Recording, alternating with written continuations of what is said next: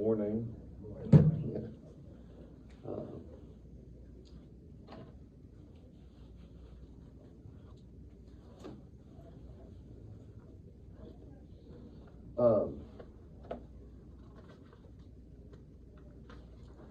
Turn in your Bibles to Acts chapter 26.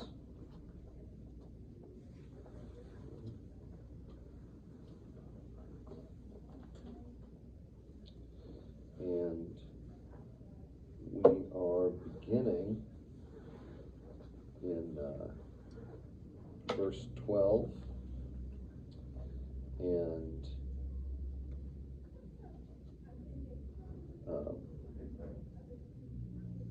we are looking through verse 18. So could I have a volunteer to read Acts 26, 12 to 18?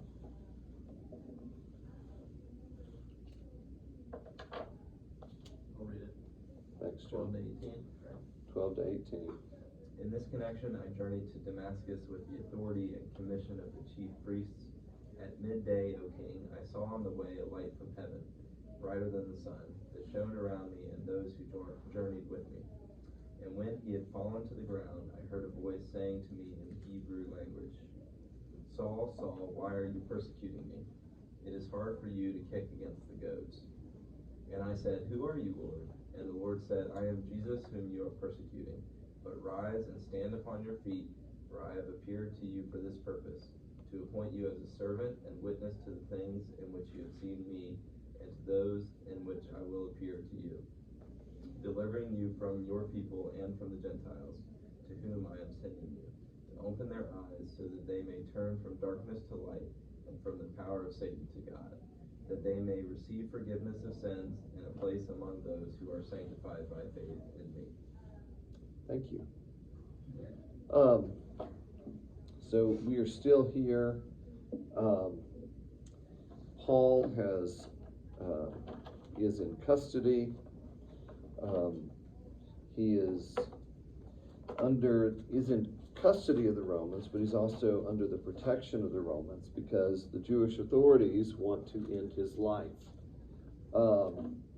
And they are not really interested in the truth of the matter, or whether they're not interested, one, in what he's preaching, right? So they're not interested in the content of that message.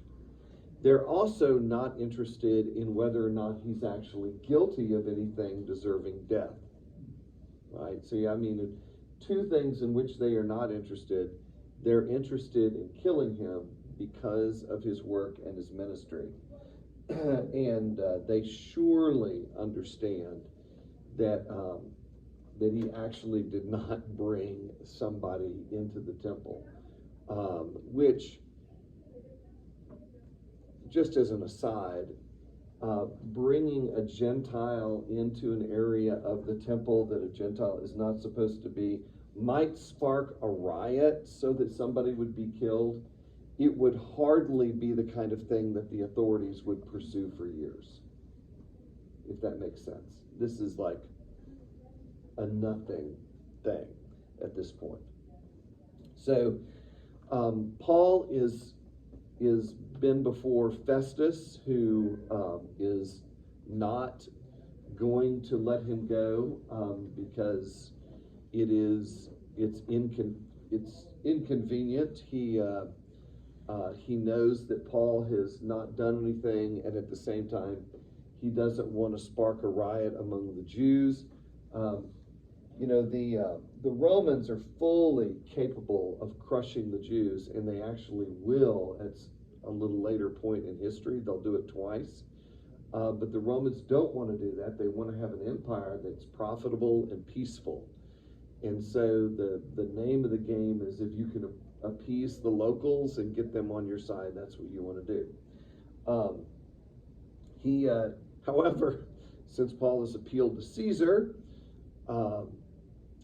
Festus does not know really what to tell Caesar as to why he's troubling Caesar with this. So he's using Agrippa, who is the king in Galilee and seeing if Agrippa can maybe help him out, give him something to say.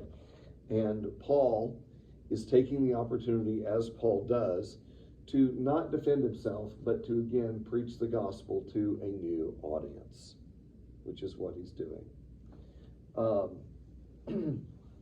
And while there are things that are going to be always the same, and every time Paul shares the gospel, and namely, and I've pointed this out again, I just think it bears repeating every single time.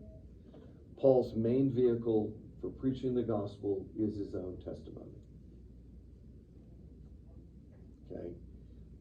I just cannot say, if you want to be effective in sharing the gospel, the first and main thing that you need to be able to do is to share your testimony.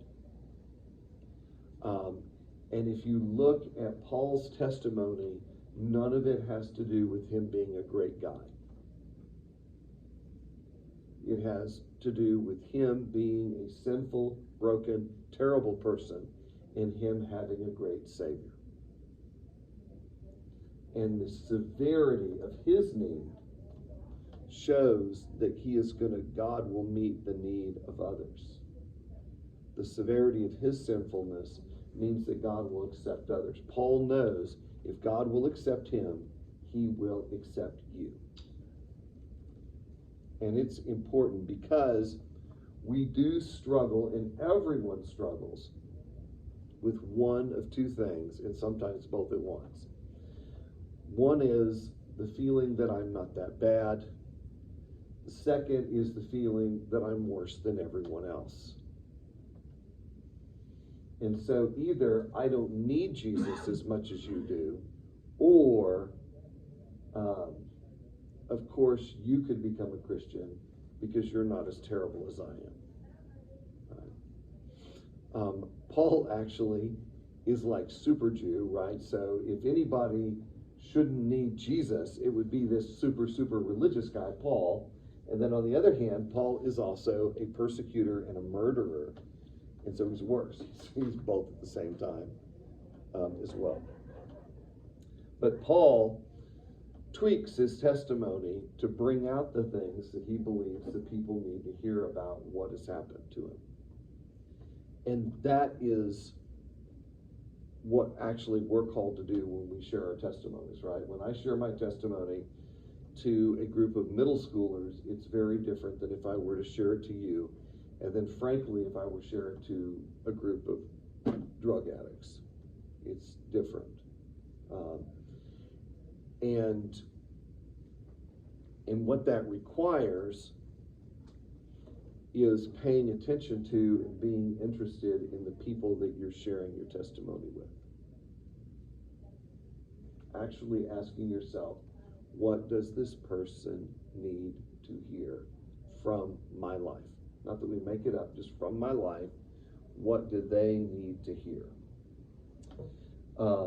And so he has begun, and he says he is on such a mission. He's this violent persecution mission to Damascus, armed with the authority and commission of the leading priests, the same people who are calling for my death now.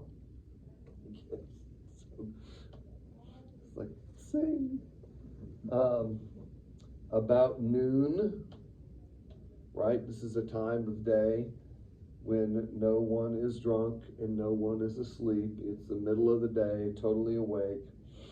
I was on the road. A light from heaven, brighter than the sun, shone down on me and my companions. The noonday sun in Judea, and some light overpowered the noonday sun in Judea. Today Gabe talked about the majesty of Christ. The book of Revelation talks about how when we're in God's presence, there will be no more need for the sun or the moon, right? Because God himself will be our light. The presence of God is so overwhelming that the light overpowers even the sun.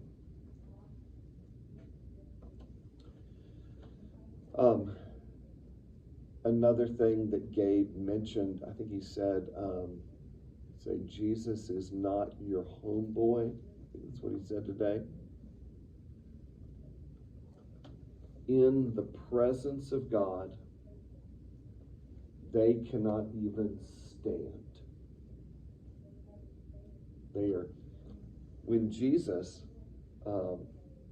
when the mob came for Jesus, John tells us that when they came for him and he questioned them, they all fell down. Why? Because the veil was pulled back, right? It's not that Jesus wears his humanity and it's not real, it's his costume. But if Jesus is among us, the only way we can be in his presence is for us to behold him through his humanity. Because in his divinity, we would just be flat on the ground, absolutely undone. And that's what happens on the road to Damascus.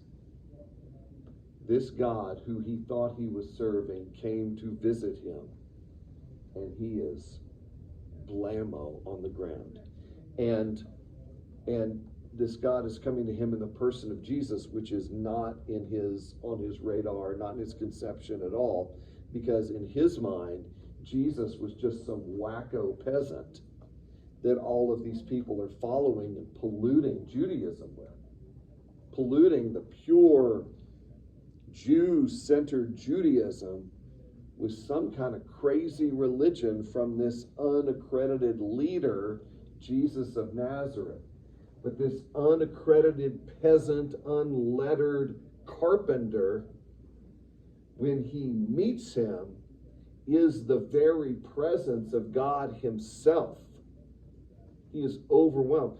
Also, Book of Revelation, what happens when John, the apostle, Jesus' best friend, by the way, his best friend is John. When John meets the risen Jesus in Revelation, what does he do? He falls flat as if he's just dead. So, now, Paul says, "Who are you, Lord?" Because he's never actually encountered God before. He's simply been very, very religious. Right? And to say, and it's, guys, it is really safe to be very, very religious. It's totally safe. Right? We can be very religious. We can have lots of head stuff. We can have lots of activity. It's super safe. Actually, being in relationship with the living God is not safe. You're not in control.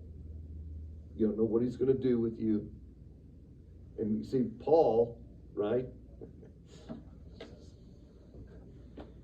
I mean, if you believe that we are in charge of our salvation and our destiny with God, Paul would like a word with you, right? Because Paul was not seeking Jesus. He was not Nicodemus showing up by night saying, "Hey, what's the deal here?" Paul is like, he's on his way to arrest and kill followers of Jesus, and Jesus just stops him and doesn't say, "Hey, I want to confront you because you're wrong. I want to tell you about me, and here's, you can follow me." No. He's like, bam! He goes, "You're going to be my servant to the Gentiles, buddy." I'm just like that's exactly why Paul was actually going after Christians. Right? And so he says, you're going to be my servant. This is, and he doesn't go into all the detail of what happens when he goes to Damascus, But he says, Saul, Saul, why are you persecuting me?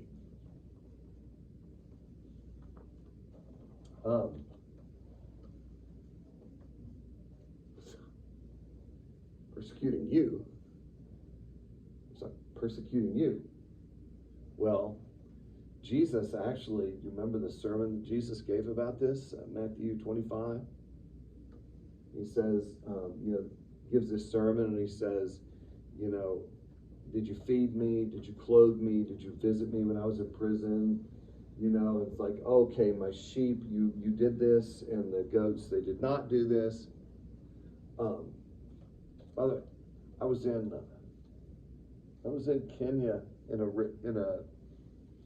refugee slum, and it occurred to me that I was preaching to people who actually were shepherds. And I said, how hard is it to tell sheep from goats? And they all started laughing. Because it's not like, is that a sheep or is that a goat, It's just like a sheep and goats. It's totally obvious. By what do? They care for Jesus. And of course they're like, when did we see you in need of clothes and clothe you? When did we feed you? And he said, inasmuch as you did it for the least of these, my brothers, you did it for me. That means that Jesus so identifies with his kids that if you do it to his kids, you're doing it to him. Now, from Paul's perspective on the road to Damascus, this is an oh no moment. Like, I've really blown it. I'm in deep trouble. But I just want to point out, because we struggle with this. Jesus identifies so much with you that if somebody does it to you, they're doing it to Jesus. Just think about what that means. The fact that we have union with Christ, that he calls you brothers and sisters, that you are members of his family. Just think about like yourself, right? You get irritated with people in your family, and then somebody does something to a member of your family, you get ticked, right? Because it's your family. Jesus has adopted you into his family, right? He's your elder brother. He's the one who walks onto the playground and the people bullies back away. That's, if someone does it to you, they're doing it to Jesus. And this works both ways, right? Paul says, will I take my body and unite it to a prostitute? He's like, well, may it never be. Why? Because he's united with Christ. But at the same time, rescue, hope, love. You are part of his family. And in God's amazing grace, Saul has been persecuting Jesus by persecuting members of Jesus' family. And his remedy for that is to adopt Saul.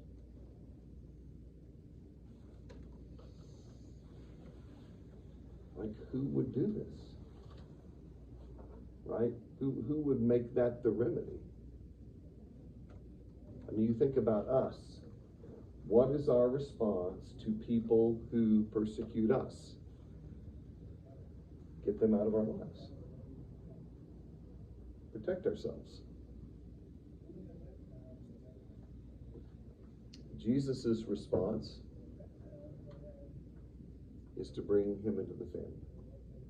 And by the way, this means that it's really, so this is exactly what Paul now is doing, because he's witnessing to Agrippa and Festus. He has witnessed to the crowd who was trying to kill him. He has witnessed to the Jewish leadership. He's witnessing to an Israelite king. And he's witnessing to a Roman governor. He's doing exactly what Jesus did with him. Now, when we call someone to believe in Jesus, we are inviting them into our family. And sometimes in churches and other ways, we have denied that reality because we think that somebody becoming a Christian, it's all about them just signing on for some propositions. Okay, I'll believe these things, maybe I'll live in a couple of these ways, but that's not what it is. We're actually inviting them into the family where Jesus Christ is our eldest brother, which means that we're all going to be part of the family together.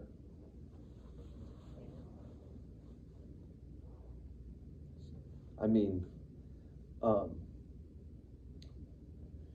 church I was pastor of down in Lafayette. One of the things that began to happen, we had people from Latin America move into the area, like first generation people, some of whom who were creatively documented and what have you. And, we began to, invite them in a church, minister to them, different kinds of things. And one of our elders who had worked in Latin America said, look, just to be clear, he goes, it's not about whether they have to change to join the church or we have to change to get them to join the church. He says, they become part of our family and we all just change. This will change us all, right?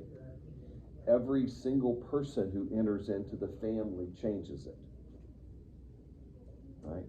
And of course, what we struggle with, and this is what Paul struggled with before, is Jews did not want Gentiles to enter in unless it was very carefully done, because they didn't want things changed. Does that make sense? I mean, you bring some Gentiles in, that changes the church, right? There are certain kind of people that we could bring into First Pres who change the church less than others would. But Paul's like, let's blow this whole thing up. That's where he's going. And of course, they're going to be identified with Jesus.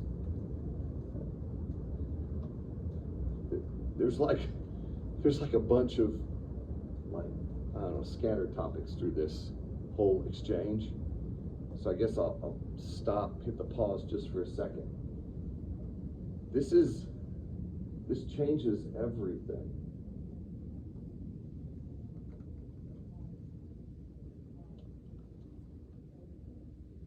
Church is not a club. It's a gathering of a particular part of God's family in a particular place.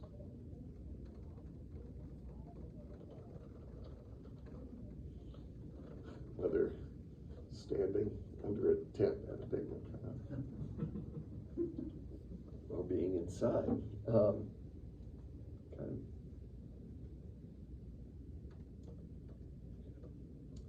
All right. Now, he is, there's this word in Greek,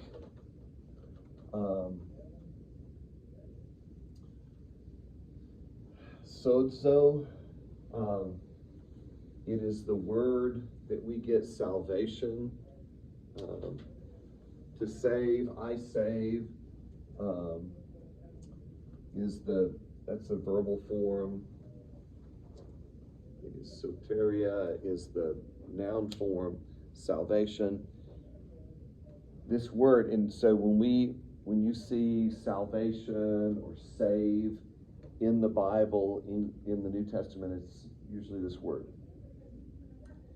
It's interesting how it's used. It's used like to talk about somebody being healed. They're saved from their sickness. You can be saved from your sins. But fundamentally, this word means rescue. It's interesting that this is what God uses. Fundamentally, salvation is rescue. Being rescued. Now, rescue involves a rescuer and a rescuee. A rescuee is someone who's in trouble who cannot save themselves. They're in a burning building. I was remembering the elder that I talked about. Two of his daughters went to the Sacred Road mission thing up in Washington, and they took like an afternoon off and went swimming and got stuck on a rock in the middle of a river, and they had to bring in the state swiftwater rescue team to save them, right? They're on the rock, and they cannot save them. It made national news. We only play that at parties like 24 times, to their embarrassment. A car turned over, a rescue. You cannot do it. You cannot save yourself. And a rescuer is somebody who interposes themselves into the midst of the situation, right? So like if you're in the burning house, the firefighter comes in, finds you and puts a mask on your face and shields you and drags you out of that house, right? I mean, one of my classmates saved his mother from a car that was on fire, right? He smashed through the window and pulled her through the window, right? It's to rescue. You have to get into the person's situation to rescue them. It's a very intimate image because it's a very intimate thing. What does Paul do from this point on to be involved, from the point where he is called on the road to Damascus? What does he do to be saved? Does he stay in a nice hotel and speak to large groups of people in mass evangelism thing and have people? No. He just goes straight into their lives, into their homes, into their lives. This is what God's rescue looks like. Face to face, intimate, in the midst of it. Jesus is rescuing Paul. Paul is going to be Jesus' instrument to rescue others. He's going to bring them from darkness to light, from the power of Satan to the power of God. You notice he doesn't say from darkness to light and from dimness to more light. From the power of Satan to the power of God, and from the power of nothing to the power of God. There's only two places to be. It's darkness or light. It's in Ephesians 2, Paul says they are your children of wrath, like the rest of mankind, right? And among whom we all walked, following the power of the prince of the air, the spirit that is now at work in the sons of disobedience. It says, everyone followed Satan before they followed Jesus. Now this is a weird thing to say because even Paul knows, Paul's a pretty smart guy who had a lot of interaction. He could quote poets and playwrights and stuff from the pagan world, just no problem at all. He certainly knows that Greeks do not believe in Satan. He also certainly knows that the Jewish leadership who is pursuing to kill him, that they do not intentionally follow Satan. He knows that he didn't think, I want to follow like it. He knows that he wasn't like, he didn't have a pentagram on the floor in the back room with candles and say, hear me, Prince of Darkness. He wasn't doing any of that. So it's kind of a weird thing to say. It's kind of weird to say these people are all under the power of the evil one. There was this, I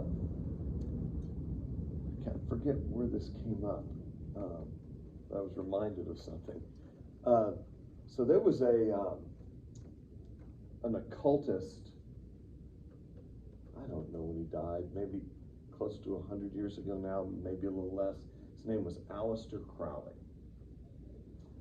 And Aleister Crowley, he actually took over a few occult organizations, and the Beatles actually stayed at one of his abbeys.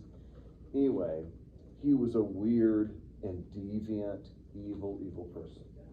And he had a saying, and it was this: do what thou wilt shall be the whole of the law. Do what thou wilt shall be the whole of the law. In other words, the only law that actually exists is do whatever you want. Do not be constrained. Just follow yourself. Now, Aleister Crowley, when Aleister Crowley would say things like this, he was a really creepy guy. Like you can see a picture of the guy, you're like, he's not right, And had a lot of weird stuff around him. But that's the message of our culture. Do whatever you want. That's the only law. Don't deny yourself. Just be who you are. Figure out who you are deep down inside and just be that person. Don't let anyone keep you from being who you are. Don't condemn anyone for being who they are.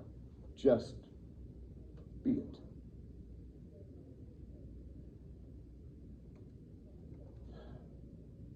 You will not surely die if you eat of the fruit of that tree. For God knows that when you eat of it, you will become like him, knowing good and evil. You will be like gods. You will be your own God. Satan, I think Satan laughs at Satanism. He probably kind of enjoys it, but just laughs about it because he doesn't care. He doesn't care whether or not you follow him. He wants us to follow ourselves. That's his plan. His plan is that we're in charge and we do whatever it is we want. That's his plan. And that's what Paul understands.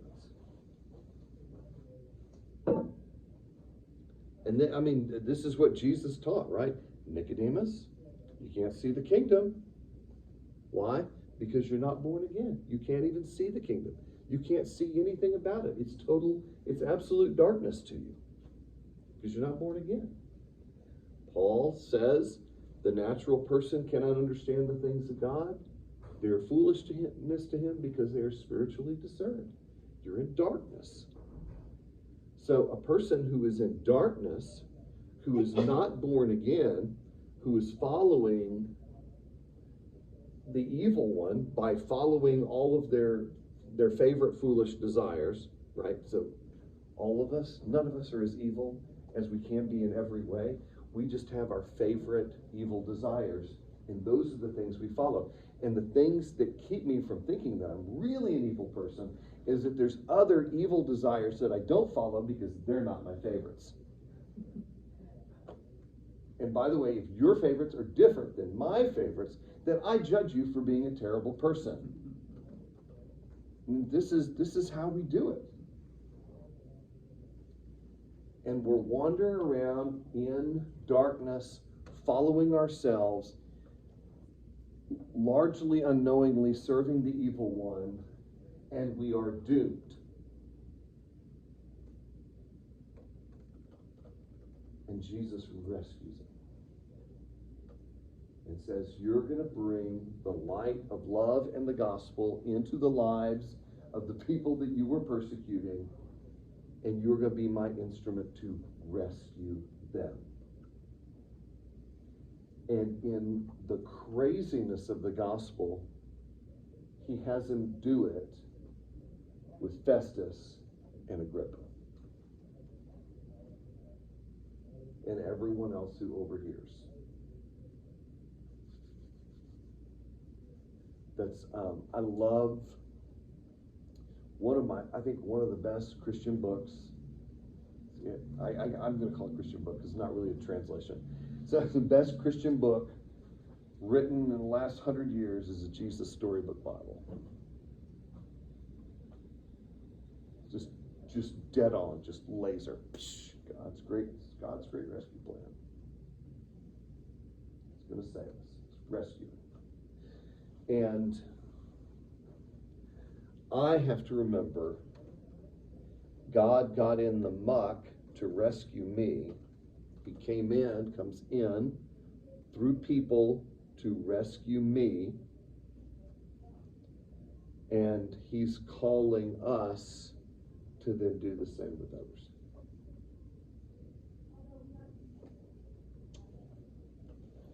Well, I hope that some of you will brave, because I would have to make my way back through Iron Man to get home, so I'm just going to the picnic, right? Rain or lightning or whatever. So let's close in prayer. Father, we thank you for your goodness to us. We thank you for your word. We ask that you would use us to rescue others, even as you have used others to rescue us. We pray these things in the name of Christ our King. Amen.